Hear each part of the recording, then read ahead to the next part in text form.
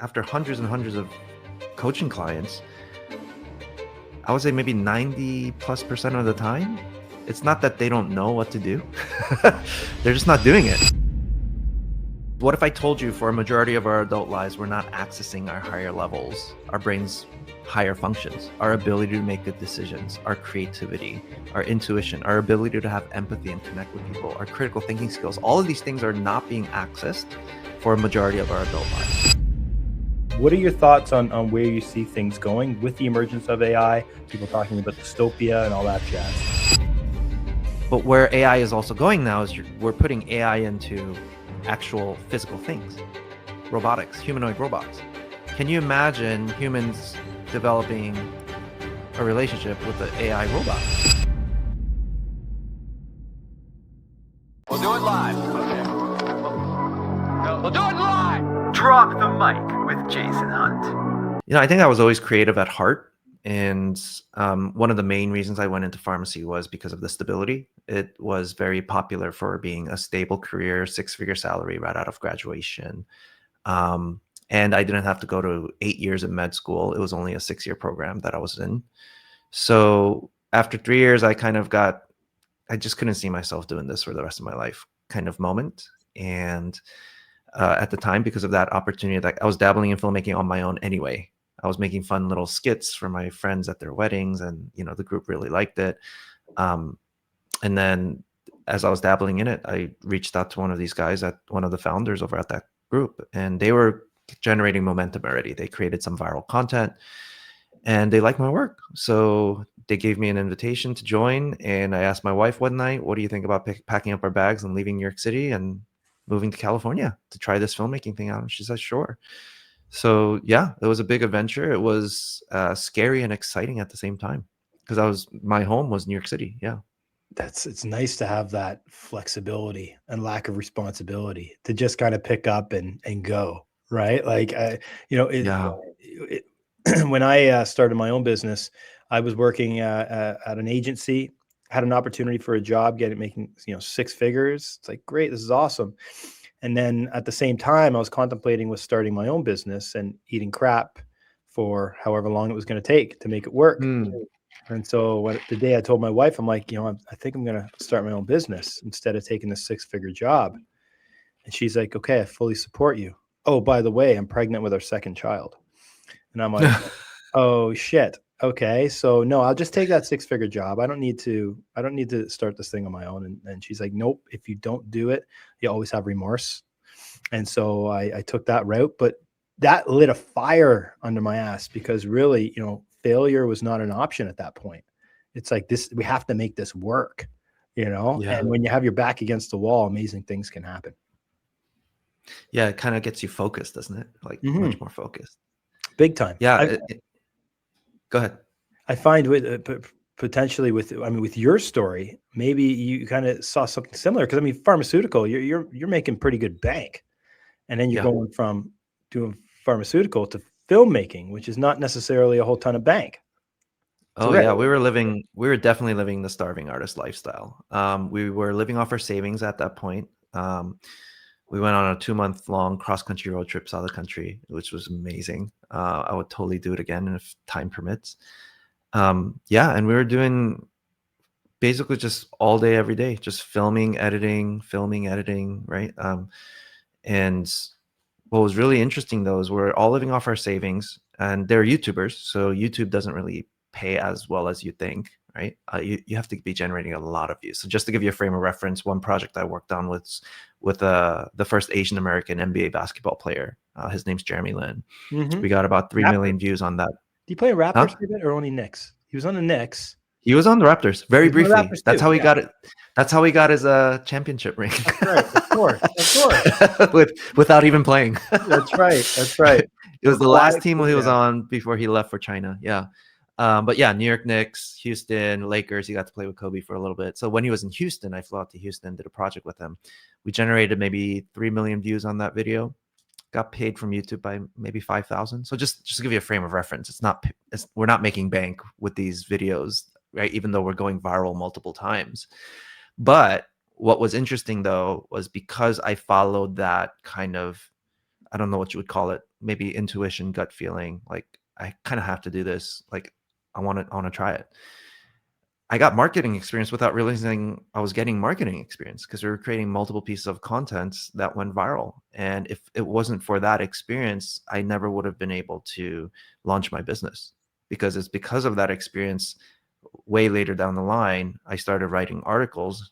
And because I already had that skill set, one of my articles went viral and hit 7 million views in a week.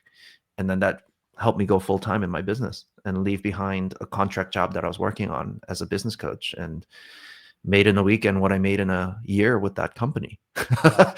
So, yeah, I mean, yes, everything has risk, but I feel like there are moments like these that like paid off so much like than I expected. You know what I mean? Yeah. It was so worth it. 100%. Well, I mean, it's nice to get that sort of reinforcement to tell you that you are making the right decision by going down this path and continuing that way, especially when you find those like learning moments, right? Where it's like, wow, this hit, this actually works. I could turn this into a business. Wait a second. I could scale this. That's a good feeling to have. And then tell me through that journey, did you have failures along the way where you thought, maybe I shouldn't be doing this? Yeah, I mean, the highs were high, but the lows were. That's one thing about entrepreneurship, isn't it? Like the highs feel higher, but the lows definitely feel lower. Mm-hmm. And to your point, what you were saying earlier about when you're launching your business full time, when I left the filmmaking world, I went back to pharmacy in California, in LA, and I eventually got promoted. I was a supervisor for, all of the whole county, LA County, 6 major hospitals, 200 plus clinics. And I quit again. But this time it was like, it's because I had this opportunity to get mentored by a, 10 figure CEO of a business. And he wanted me to be a business coach for the company because he saw what I was doing on the side. And I was telling my wife, I'm like, oh, this opportunity came, but it's like more than a 70% plus pay cut that I'm making as a supervisor. And she's like, what? Because we just had our second kid. Like our second kid was just born. But I'm like, when else do I get this opportunity to learn from someone like this and directly get mentored? And but she supported me anyway, even though it felt a lot more scarier. But yeah, that was worth it too. We were struggling a little bit in the beginning with that pay cut. But then if it wasn't for all of that, it wouldn't have led to that moment where my business went full time, when my article went viral. So yeah, I mean, the lows definitely feel lower. There's times I want to say, like, it's interesting because like we went broke multiple times now. And what was interesting though is the first time I went broke, it was like, oh, all right, I guess I'll just go find a pharmacist job. Like, it was a blessing that I have that license. It's the easy way. That's the easy way out. It's the easy remedy for the situation, right? Right. So, yeah, I mean, yeah, there are multiple times where things didn't work, marketing efforts didn't work. So where does that translate to today? Where are you focusing most of your energy on today? I mean, we talked about a lot of different things, and I'm interested in the transition from, having that background in pharmaceuticals to marketing, because obviously there's a whole psychological play that comes in there too, which you have a background in, right? Yeah. And so Yeah. I understand, what are you working on today, and what are you seeing kind of working in your business today? Yeah. So the thing that I've come down to that I found the most, fascinating and I have been most passionate about as of late is basically how our brain works. And this is where my healthcare background came full circle, because one of the things that were happening was when I got hired by that CEO, right, to be a business coach, one of the business coaches for the company, and coach their clients. So I was coaching maybe 20 plus easy business owners every month. So one of the things I found fascinating is, like, after hundreds and hundreds of coaching clients, I would say maybe 90+% of the time, it's not that they don't know what to do. They're just not doing it. They're just not doing the best practices, right? Put yourself out there, market, learn how to write better copy, all of that kind of stuff, write a good talk, whatever the case may be. And I'm like, why are they not doing it? Like, they know it, but they don't feel like it, so they don't do it. And they just keep working on the thing that's not helping them grow their business, right? especially if they're early on in their business, like, oh, I'm working on my website. I'm like, is your website getting any traffic and making you any money? No, then why are we working on that right now, right? My first 6 figures in business was without a website. It was using a Word document and talking to people. So that's kind of where I got fascinated about, like, why does this happen? And then that's kind of where I dove really deep into brain science. And as I dove into that, I'm like, oh my God, like if people understood some of these simple principles that is based on science, I used my marketing skills, my storytelling skills from the filmmaking days to be able to explain it in a simple way, right? How do you take something complicated and explain it in a simple way so that it's easy to understand, and more importantly, it's easy to implement, so that they actually see results. So that's what I've been doing ever since. Is just, I tested it out in the beginning. I shared this work with people, this information, and people would get it. You would see some pretty amazing transformations in people, whether it's just in their personal life or in their businesses as well. And that's what I've been doing ever since. I've been sharing this information, talking about it. If it helps people, great. If it doesn't, that's fine too. But that's what I've been dedicated and committed to these days, is sharing this information with people about how our brain works. How do we perform well in high pressure, high stakes situations? Yeah. So, there's a lot I kind of want to touch on there and unpack, but I want to kind of get like sort of a tangible example in terms of your suggested approach when it comes to storytelling for a small business. Okay. Let's just say a local landscape company, service-based business. I recently returned from speaking at a conference about AI and marketing, and my inbox went absolutely bonkers with people requesting my presentation slides. Now here's the thing, instead of emailing slides to dozens of people, I decided to do something better. I launched Amplify Your Brand on School. It's where I'm sharing the AI tools that actually work, not the garbage everyone's hyping about. The exact processes our agency uses to save 15 plus hours every week. Real strategies that drive results. You'll get my slides for my presentations, weekly live business audits, and access everything we do at Merged Media. No fluff, no BS, just what works. If you want to learn more, go check out Amplify Your Brand on School. That's school, SKOOL.com/AYB. See you on the inside. In 2026, what's a good strategy to deploy for that business when it comes to marketing, in your opinion? So, oh man, like what do we unpack here, right? Like I wish it was one easy solution and then everything works for you in terms of marketing, right? But I'm sure, as you're well aware too, being in marketing, there's so many variables. So at a high level, if I were to break this down, number one is, how do you connect with your audience? How do you develop an emotional connection? And one of the ways, like, I don't want to go on too long about it, but like, because there's so many things we can talk about. But one of the things that come to mind is, in the brain science world, right? It's, if we don't feel safe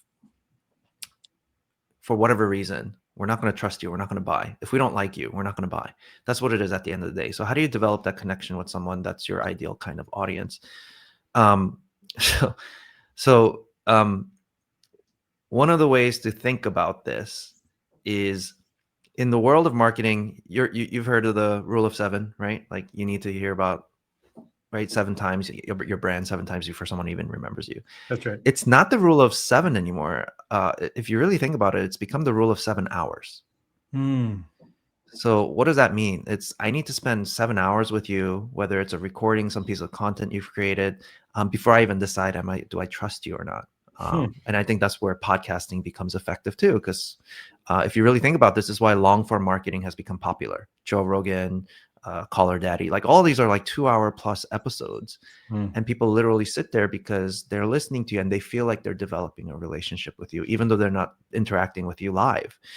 So I think that's one of the things to think about these days, because to build the trust, it's that much harder to build it. I had a friend who interviewed this famous CEO, and before the interview started, the CEO was ranting a little bit, going, hey, like, nothing's working. Like, they're spending twice the amount of money to get the same amount of conversions. Like, it's just getting more and more expensive to try to win the same amount of clients. So my friend's like, so what are you finding is performing the best? You know what he said? He said influencer marketing. People who have already built a community, their community trusts them. So for you to endorse someone, they don't even think about it and they just buy if you say buy. Referral. It's like a referral. Right. Right. It's like a referral. But you have these, we'll call them influencers, that have grown an audience, that know how to grow an audience, and you know what I mean? And just because they recommend your product, they buy it. But obviously it needs to be a good fit, because you don't, that influencer doesn't want to lose the trust of their audience, but they work their butts off to earn that trust from that group in whatever way they did. So it's interesting because I feel like marketing is kind of splitting into two economies even. So what I mean by this is you have your marketers, right, that do branding, right, focusing on conversions and webinars or whatever it is, whatever modality that they choose, right? But then there's this also other section of marketing that's becoming its own sophisticated, bigger thing, which is getting people's attention. That becomes a whole other thing too, right? Like Gary Vee talked about, we're day trading attention now. It's that much harder to get someone's attention. So there are experts now that's their main thing. Like, how do I hook the audience? What's the hook? They come up with all these different things. And like that in itself is its own, you know what I mean? Like it's become its own thing now, versus it being it's still a part of marketing, but it almost feels like it's own full-time job kind of thing. Like, how do you get people's attention? Yeah, there's a lot of, there's, I think that's the big thing, especially with AI. We're seeing this more and more prevalent. It's just the amount of noise, whether it's in our feed, whether it's on billboards, whether it's on wherever our attention is, somebody's trying to get in front of us. And it is that, rule of 7, trying to get in front of them 7 times, no matter where it is. Could be meta ads, could be a billboard, could be a Google ad, whatever it is. But that 7 hours does change things a bit when you think of it in that context. Now it's just not like image ads. It's, you got to hook them into a YouTube video or a podcast like this to actually build up that trust. Because I think, is it because people are just a little more trustworthy now than they have ever been? Or is it because there's a lot more options out there now that are being exposed to them through marketing? Yeah. I mean, what, 15, 20 years ago, I remember reading something like we get exposed to an average of like 5,000 advertisements a day, whether it's directly or indirectly. It's more than doubled. And now with AI, add AI to the picture. Now it's just like, you don't even know what to trust. Like, you don't even know if this is real or not. The technology is pretty amazing. But I think that's where trust becomes that much more important of a thing. And it becomes that much harder to win the trust of someone. So it's just good food for thought. So if you're like a brick and mortar kind of thing, like it's a question of how do you build that trust with the type of people, because the research is there. There's something called the pie theory of success, right? So there's this study done where the guy was studying how does someone successfully grow their career. So he did this whole study, and it came down to 3 main factors, contributing factors: performance, image, exposure. So that's PIE, right? So but the thing is, how important each one was staggered. So what I mean by that is your performance is only 10% of a contributing factor. So this applies to businesses too. Your performance, how good you are at your work, is only a 10% contributing factor to the growth of your business. But that's the mistake most people make, right? It's just like, if I just do really good work, my business should grow. Then why are there so many businesses out there or marketers out there that do really good work, but they're not seeing the revenue and income that they'd like to see? So it doesn't mean be bad at your work. It just means that's just a small part of the picture. Your image is 30% of a contributing factor. So it's 3 times more important than how good you're at your work. So what does that mean? In the business world, that's your branding. Your branding is 3 times more, because do people like you or not? If they don't like you, they're not going to buy from you. And then lastly, 60% is your exposure, which is networking. How many people know about you? If people don't know about you, and it has to be in that order. Your performance has to be there. Then you need to work on the image that you know that your audience will like. That could be a message, copy, whatever it is, your marketing method. And then work on exposure. And I think people do this out of order. People go, I need leads. So they drop 10,000 a month to do all these Google ads, but because the branding is not there, it's not converting. They're going, why are people not buying, right? So I think these are very important things to think about, because if you don't have that context, we keep doing these strategies that feel like it doesn't work, but why does it work for other people? It's because we're not looking at the whole picture. It's very interesting. And a lot of the reason behind that, I think you would agree with it, is a simple fact that people are living in survival mode. People are always just trying 1000%. to chase their tail. They're not, and this is what I want to get into next with you, Eugene, is unlocking that executive brain, the 70% that sits there dormant in most leaders' heads. Yeah. Yeah. So this is kind of so marketing is actually not my primary thing on my brand, right? It's more about this brain science stuff. So what's fascinating about this is, what if I told you for a majority of our adult lives, we're not accessing our higher levels, our brain's higher functions, our ability to make good decisions, our creativity, our intuition, our ability to have empathy and connect with people, our critical thinking skills. All of these things are not being accessed for a majority of our adult lives. And one of the main reasons is because the thing to understand about the brain that I found so fascinating and so simple, it only operates in one of two states. Okay. It operates in either what I call a survival state or an executive state. So a survival state is your brain's function to help you survive from life-threatening situations. So the key thing about a survival mode is you're reacting without thinking. So you are not thinking. Okay. The reason for this is, imagine a hungry tiger is in front of you about to eat you. If you start thinking, it might be too late already. You're already dead. So that's the main thing to think about. So you're reacting without thinking. So your executive state is where you access your brain's higher functions. It's right behind your forehead. It's your prefrontal cortex or your frontal lobe, right? The front section of your brain. A lot of your higher functions come from here. Your creativity, critical thinking, executive function, all of that stuff. So here's the problem. Research is showing that for a majority of our adult lives, we're not accessing the executive state. We're actually in our survival state. Some research even suggests it's about 70% of our adult lives. So then the question becomes, wait, that means for a majority of our adult lives, we're not accessing these parts of ourselves that we can access, these amazing parts of ourselves, but we're just not doing it. And no one ever taught us how. School never teaches you this stuff. So the first thing to understand, though, is, why does this happen? Why are we not in our brain's higher function for a majority of our adult lives? One of the main reasons is, it's not because you're running away from saber-toothed tigers every day like we used to. It's because your brain is actually surviving from something else. It's surviving from uncomfortable feelings, uncomfortable emotions. So the research shows that physical pain and emotional pain are pretty much the same thing. So emotional pain can be just as painful as physical pain based on the way your brain processes information. So what does that mean? So whenever you feel uncomfortable emotions, anxiety, frustration, anger, you're annoyed, you're sad, whenever you feel these uncomfortable emotions, your brain actually thinks it's life-threatening. Because remember, emotional pain can feel just as painful as physical pain based on the way our brain processes emotions. Is it because you're fixating on one particular thing, whether it's the pain, I cut my finger, whether it's the pain of I got my heart broken? You're fixated. Doesn't know the difference. Doesn't know the difference, the brain. So it's our jobs, our responsibility is, if we take the ownership of being able to discern what's the difference, then you're able to get into that executive state. Because what's happening is, the moment you go into survival because of these feelings, you're not accessing your brain's higher functions. So now you're going to go into a reactive mode where you're not thinking. And because you're reacting without thinking, if you've ever had these, we've all had them, right? Moments where you're like, oh, I shouldn't have said that. I shouldn't have done that. Those regrets just keep piling up because you did it without thinking.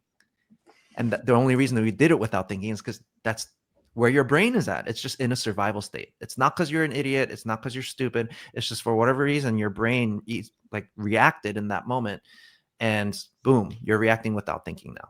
So if we were to combine that with Stephen Covey's 7 Habits of Highly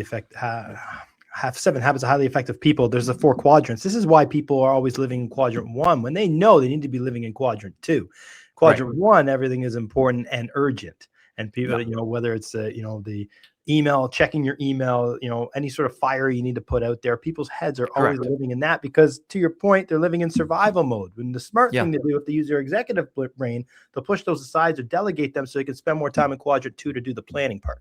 Yeah, the important, non-urgent. Yeah, exactly. So that's the difference between short-term thinking versus long-term thinking. Because remember, when you're in survival state, are you thinking long-term? No, you're not. So when we're a business owner and we're living in survival state, we're only focusing on the urgent, and we think it's important, which also, by the way, most business owners work on things that feel urgent but not important too, right? Right. So that's the thing to think about. Your brain literally can't think long-term when you're in survival state. So if you're finding yourself in a situation where you feel like you're just putting out constant fires, there's a very good chance you're stuck in survival state and you're not able to look at the long term and make better decisions. Otherwise, this is why we have that experience of spinning our wheels. Why do we keep doing the same things that keep us stuck in the same place, that keep us in the place that we don't want to be? So that's the key thing to understand, is the better you get at being aware of this, then the more you give yourself that power to be able to change things. So, well, that begs the question, how do we fix this problem? What are some tricks that people can deploy to get themselves out of survival mode all the time and tap into that executive brain? Yeah, that's a great question. So we'll open up that rabbit hole a little bit here. So number one, so it's 3 phases that I always bring people through. And the first phase is one of the most important phases, and it's an awareness phase. The more aware we become, the more you can empower yourself to create the change you're looking to see. So what do I mean by this? If you have a piece of broccoli stuck between your teeth, how do you have the power to remove that piece unless it comes to your awareness? Someone has to point it out to you, or you need to be able to see it in the mirror. So a lot of us are not aware of what survival state actually looks like. So number one is, if you understand, okay, brain's in one or the other, you can't be in both at the same time. You're in survival state or you're in the executive state. So now we have to understand, what does survival state even look like? How do you even spot it? Because the reason why we keep doing the things we're doing that we don't want to do is because we're not even able to spot the fact that we're in survival state to begin with, right? If you don't have awareness of what the actual problem is, how do you solve the problem? That's the big problem we all face, is we keep solving the wrong problems. That's why we stay stuck. So what do we need to become aware of? Survival state, your brain, when it goes into survival state, can only do one of 3 things. And remember, it's reacting without thinking. It's called the fight, flight, or freeze response. One of 3. It's one of your brain chooses one of those 3. It's very obvious. Fight, or freeze? Fight, flight, or freeze. Yes. Got it. So you're in a life-threatening situation, like an actually physical life-threatening situation, which is what it's meant for. Then you need to react without thinking. You're going to pick up a weapon and fight. You're going to try to do that, or you're going to choose to go run for your life and flight, or you're going to play dead and freeze. So possums do this, right? They're predators, like their food alive. So possums play dead and they don't get eaten. It's a survival tactic. So now, how do humans go into a fight, flight, freeze response when it's emotional survival? How do we survive from these feelings we don't like feeling? What does fight look like? It could be the need to be right. You ever meet that person that just always has to be right? Why do they need to fight to be right? Maybe they got yelled at or shamed or blamed for being wrong about something, whether it's by a parent or a boss or whoever. So they fight to be right. Or the people who have to fight to have the last word in, or people who fight, right, to try to cut people in line. Like, why do they do that? Or people who fight to prove themselves. Why do we have to prove ourselves unless we carry some sort of uncomfortable emotion where I might believe I'm a loser, I might believe I'm not good enough, so I fight to prove myself? So that's a survival tactic. Overworking can be a fight response. People pleasing. I'm trying to always win people's approval. I fight for people's approval. So there's so many, the list goes on, but that's the thing to think about. It's like, are we fighting? Because if you're in a fight mode, guaranteed you're not accessing your higher levels of function. So this is interesting because I work with a lot of people who consider themselves high performers. But what's actually going on is they have a chronic fight response going on in their brain. Because the world rewards fighters. People who work a lot, you get paid. They tend to pay people who work hard. But the problem is it'll always lead to burnout or a lack of fulfillment. Like I'll give you an example. I had a client who was in his 60s, had the life he wanted. Everything on paper looked amazing. He had the multi-million-dollar business. He had a beautiful home, beautiful family. And he's in his 60s now. He's going, why am I still so anxious and stressed? And we're going over the fight, flight, freeze response. And he has this aha moment going, oh my God, I've been fighting my whole life. I'm like, for what? To prove to people that I'm better than my older brother. His older brother was an NFL football player. And he was sharing a memory with me when he was a kid in high school. His football coach literally said to my client, don't even bother. You're never going to be as good as him. Like a comment like that. And that hurts. And when we have that kind of pain, one of the ways we react to it without thinking is we fight. How did he fight? He fought to prove himself. Maybe if he gets more money, more status, he'll feel better about himself. He wanted to prove to himself that that's not true, that he's not as good as his older brother. But again, always leads to a lack of fulfillment and always leads to burnout. It's interesting because at the same time, Eugene, it's like that's great motivation to be better.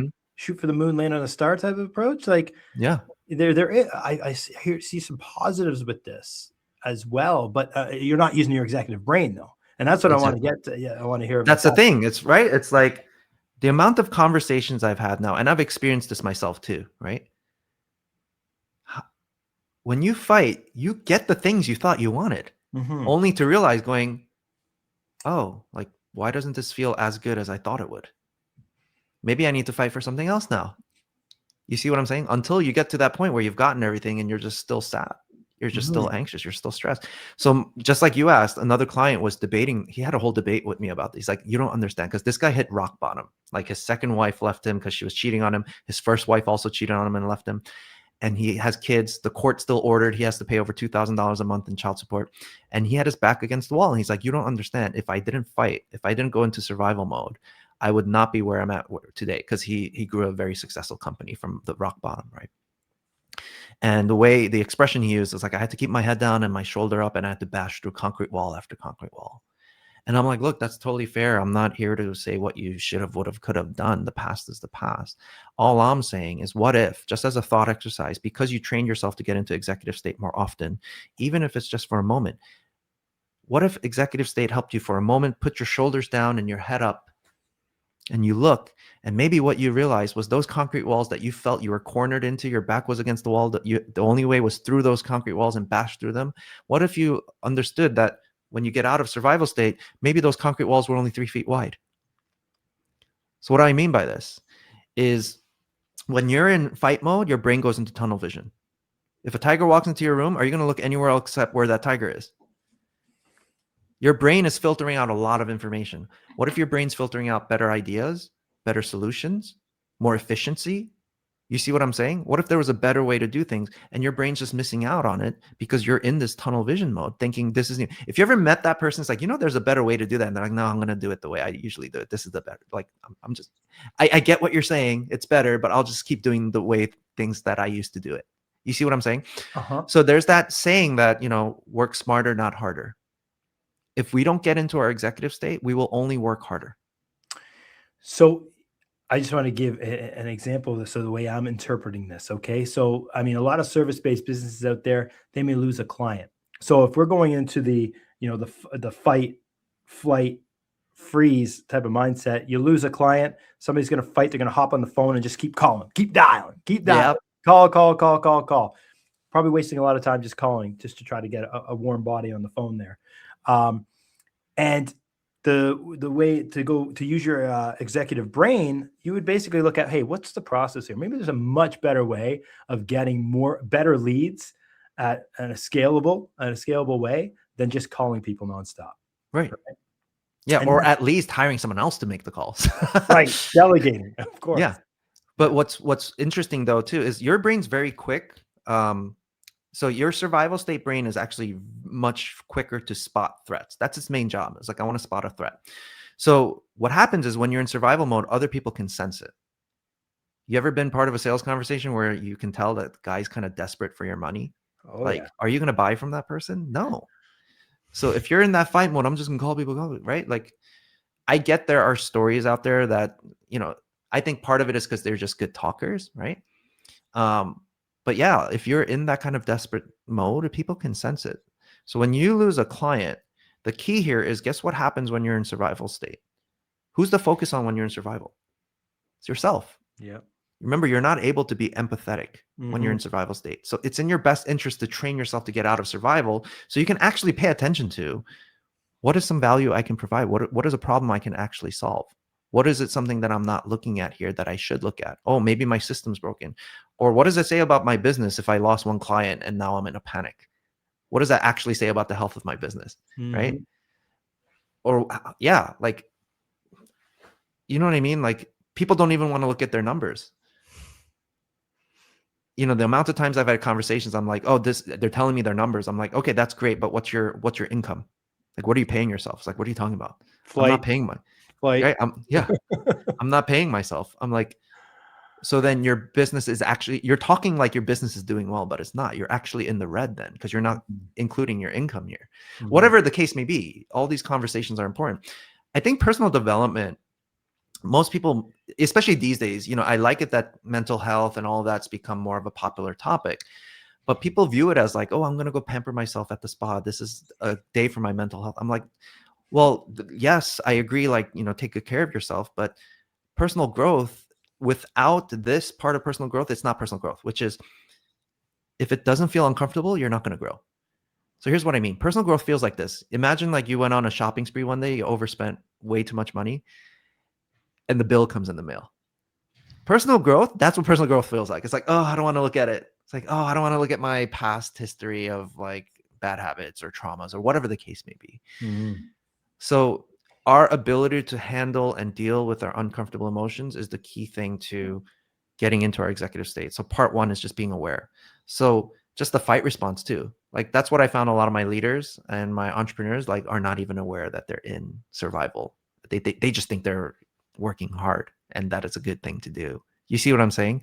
Yeah. Gary Vee instilled that into our culture, the hustle culture. Right. That became a hustle culture. And but most people, because they're in survival state, what happens? They're not thinking. Right. Yeah, you have like the one in a few stories of like a right place, right time, and they're succeeding. But that's the thing, is like I think there's a difference between people who are hustling and people who are inspired. You know what I mean? When you're in survival, it feels like you're constantly pushing yourself. When you get into an executive state, because you start becoming aware of things you might not have been aware before, inspiration naturally finds you, motivation finds you. It feels like a pull. You're pulled towards something. So you're willing to deal with the grunt work, the crap that you might have to deal with. Versus a fight mode, it's just like, oh, I feel like I'm having to push myself every day. Yeah. That's survival. I think it's a nice luxury to have when you're a business that's been established and you're in a position financially to hire those people that you can delegate a lot of the work to. Because I find, at least in our business, the minute we were able to put ourselves into more of an executive role, we're able to unlock that executive brain. Yeah, more often. But I find with solopreneurs, that's a tough place to get into. It really is. It really is. It really is. And I think that's the unfortunate part. It's the reason why I think a lot of people, solopreneurs, don't succeed.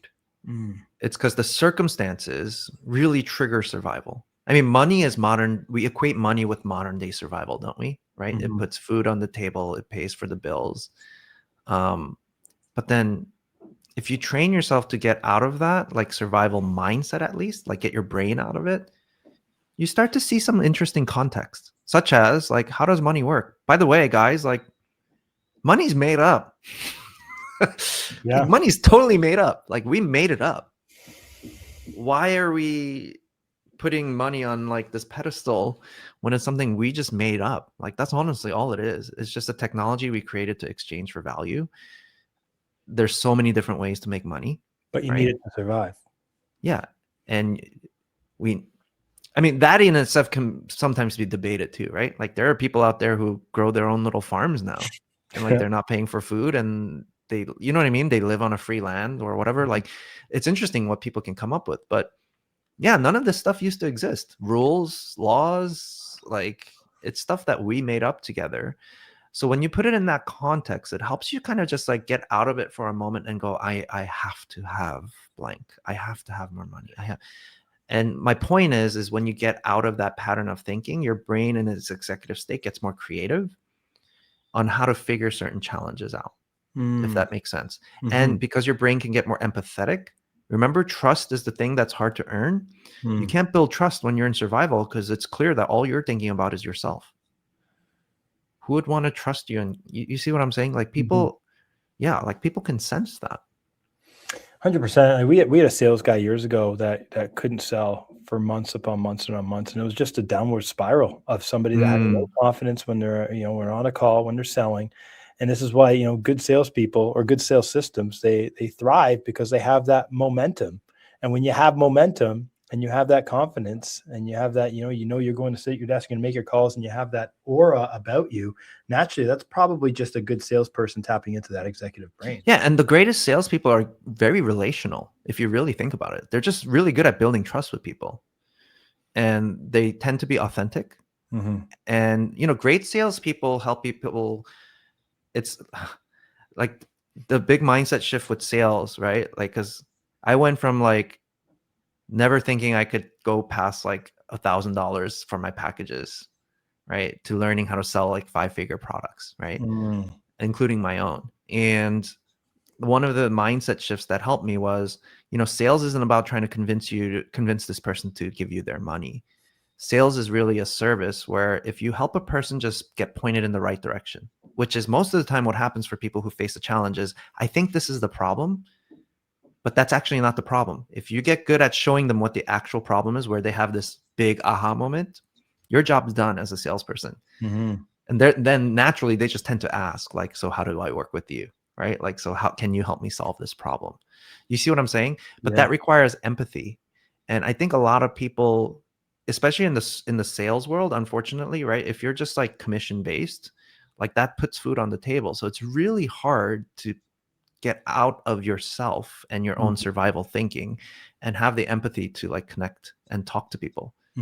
I don't know if that makes sense, but like It totally does. I mean, empathy is what's going to get you to what we said earlier in the conversation. It's going to get you better clients. Yeah. Right. It's going to get better clients, where if you're that salesperson that's relying strictly on survival, well, you're going to pull out every single sales tactic, manipulation technique, feature of the product that you are. And it's all going to be about the product, not about the relationship. When you're in the executive mind, you can really focus on building the relationship and trust.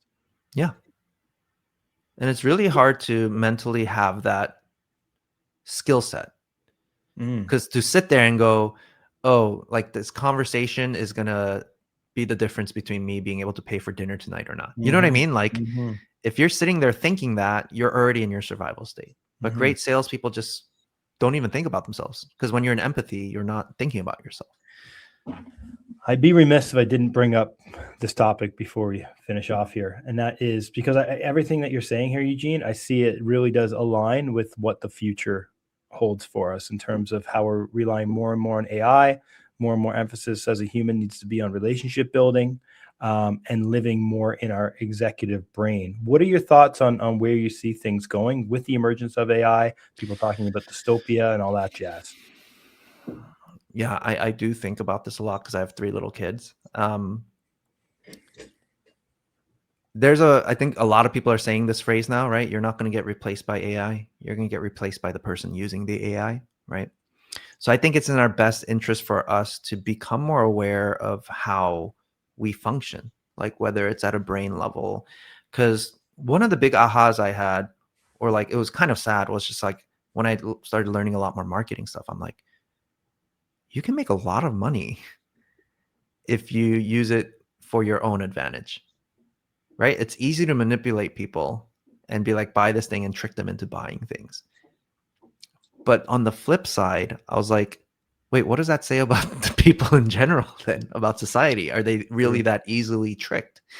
And I think the unfortunate answer is yes. There's a lot of people out there that are just easily persuaded to fulfill someone else's agenda. So I think it's in our best interest to get educated and learn about these things so that we also can spot when we're getting manipulated or not, which is why I'm so passionate about this brain science stuff. But here's where I see things going is AI is, so it's number one, it's growing very fast. It's growing faster than the pace of the internet. You know what I mean? Like it took Google 2 years to reach 200 million users pretty much. And it took ChatGPT 2 months to hit 200 million users. Wild. So what's interesting is the moment when Google came out, information became cheaper. There used to be a time where I would be doing book reports with a stack of textbooks, and I'm spending hours trying to find, what was that one sentence again that I'm trying to find? And I'm spending hours like trying to find this one sentence. Moment search engine comes out, boom, you can put in a question, you can get the answer to your question. Now, the moment AI came out, information's even cheaper. Not only can it provide you information, it can think for you. Because I use AI as my Google now, right? Is it always 100% accurate? Not necessarily, which is why, like that's a whole other story about like knowing how to prompt things. But I think because of that, we're going to become more dependent on it. So I'll give you, so what's interesting is because it can think for you, people are developing an emotional connection with AI. Did you see that article the other like couple of months ago? Someone proposed to their AI. Like I don't know if you ever saw the movie Her, right? Like Okay.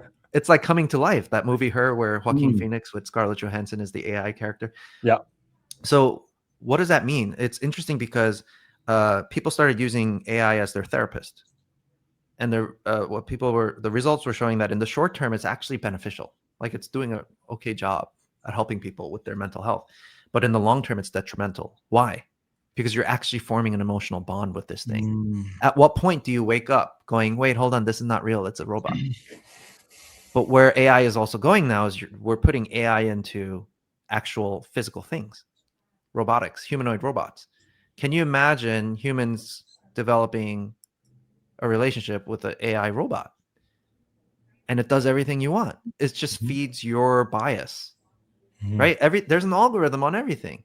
Like YouTube, Instagram, they all have an algorithm just keep showing you what it thinks you want to see. So we get isolated into this bubble.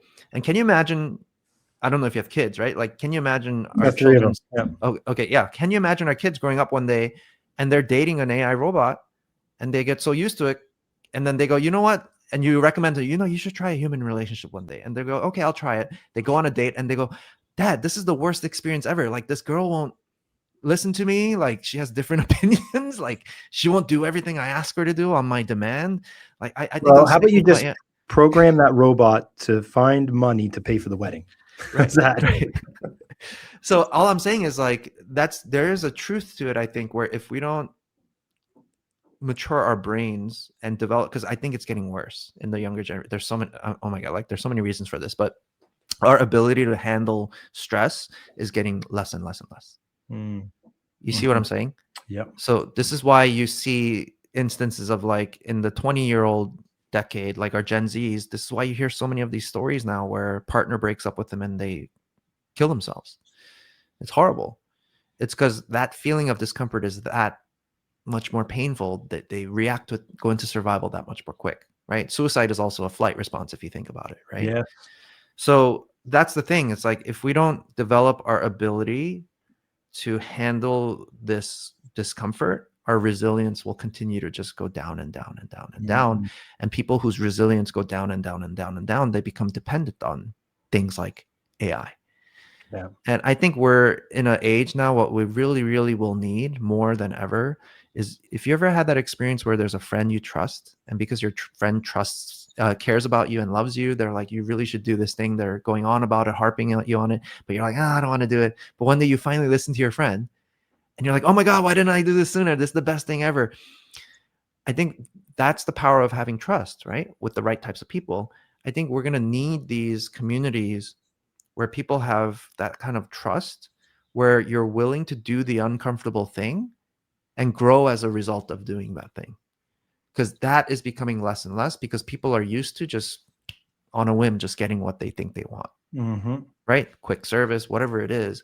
The skill set to be able to slow down and get into our executive brain and really tune into, right? Like our brain's higher functions that gives you the clarity, the energy, the focus, the motivation, the inspiration. If we don't teach ourselves to do that, like, we're going to continue to get controlled by something else, right? There's a saying, for example, with social media, right? It's like, there's a saying where if it's free, guess what? You're the product. You're the one that's getting manipulated, which is so true. It is. Right? Instagram, Google, like, if it's free, guess what's happening? You're the product, because people are paying them for an ad that they're throwing at. I mean, yeah, you're in marketing, right? So it's just so fascinating. So I think unless we as a species, as a society, learn how to become more aware of our own fight, flight, freeze responses, and then also, more importantly, train ourselves to get out of our own autopilot. So by the time you're 35, 90 to 95% of your brain is on autopilot, by the way. So we think the same thoughts, feel the same feelings, do the same actions repeatedly, which is why we all have that experience. Like, oh, I know this is good for me, but I don't feel like doing it, so I don't do it. That's your autopilot. It's just your brain's used to doing things the way it's doing. It's an efficiency thing, and it's also a survival thing. Because when you're in survival, because your brain feels threatened, it will just stick with what it knows. So even though the answer's out there where it's something you don't know, you will stick with what you know and not get the answer you need, which is out there. Like the old adage says, you can't teach an old dog new tricks. Very difficult to teach an old dog new tricks, right? Correct. So it's difficult to teach a brain that's in survival new tricks. But your brain has the ability to rewire itself till its dying breath. So we've proven this false, that, this person will never change. They're stuck in their ways. You can't teach an old dog. So all of those sayings have been proven false based on the science. It's just a matter of, what do we do with this information? Are we going to use it or not? Yeah. Well, Eugene, if If anybody out there wants to rewire their brain, what's the best way for them to get in touch with you? Yeah, so I launched an online community. I've been growing it little by little. There's a little small but mighty community. It's called Neurohacking School. So that's all on a website, neurohackingschool.com, where you access my modules, where you can learn, watch the videos, and we get together once a month as well, live, to answer any questions or workshop anything together. That's one way to plug into my community. Otherwise, if you want to learn more about me, have me come and give a demo, a talk, or anything like that, a training, that's over at eugenekchoi.com. And then that's the same for my social handles, Eugene K. Choi. Yeah. We'll have all those notes in the comment section of this episode. Just go and check out Eugene there on the socials. And Eugene, thanks so much for joining me on the show. Thanks so much for having me. It was a blast. Awesome. Hey, thank you, podcast listener, for checking out that episode of Drop the Mic. If you liked that episode, I would love it if you went on over to your podcast platform and left us a 5-star review.